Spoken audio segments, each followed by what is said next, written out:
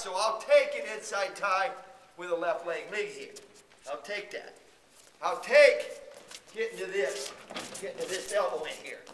Get into this angle right here. I'll take that because that's what he's vulnerable in. And from those areas, you're going to see, and you already probably know, you can get to a lot of different offense. You can get to your power offense, you can get to your angle offense, you can get to your snap, picks, low attacks, mid-level attacks, and even coming in where you're starting to attack the upper body. I know we got a clinician here who's the best in the world at that. So, backing up a little bit, whistle blows, coming across, moving, and a lot of times you can establish the pace of the match by off that whistle is I'm going to really make sure that I have solid position in here. I'm going to be moving and getting into this guy, relax. I'm going to be moving and getting into this guy and feeling where he's vulnerable. And what we talk about a lot of times, where I come from, is circling one way and then coming back the other way there. That type of thing. Very effective because it sets him back on his heels, and you can also see where if I'm here and I'm not feeling like I have a niche to be able to attack here, just kind of square up, and I'm going to have one on this side. Moving him down, moving him around, figuring it out, feeling it out, but at the same time ready to fire.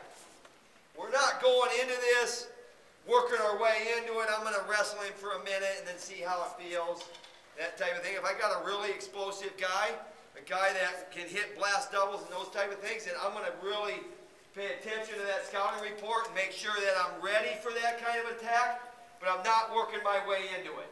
If there's an attack open, we're taking it. So we come in, I get an angle, I get to this angle right here, and I get an inside tie, and I have this right now. All we're looking to do is take this hand to the hip. Right there. That's a great angle shot. Hand to the hip.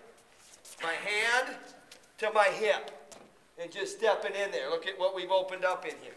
So I'm coming across, I get in here, I get this elbow, he's starting to square up with me, hand to the hip. Right there. Stepping in and attacking. Moving, hand to the hip. Right there. Stepping in. 2-on-1, hand to the hip. Hand, taking it actually past the hip. But you can teach it right there. Those type of things. Off the head. Off the head. Coming in. Inside tie.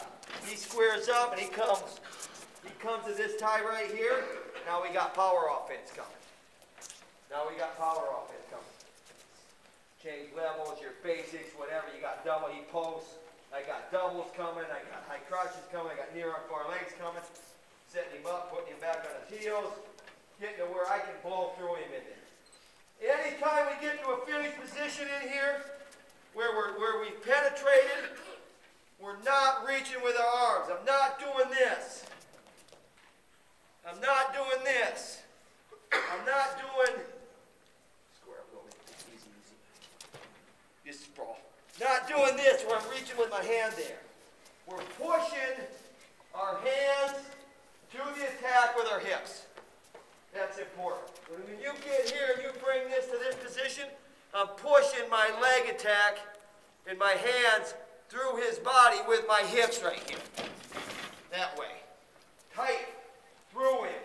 From an inside tie to just a power shot, I'm pushing this hand. I'm not reaching. I'm pushing it with my hip all the way through him right there. And we're getting to a spot where we're comfortable, we're strong, and even the best counter guy in the country or the world is going to be set back into a position where we can score from. It's not this.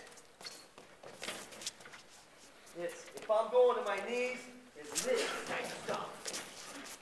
Re-penetrating in there all the time.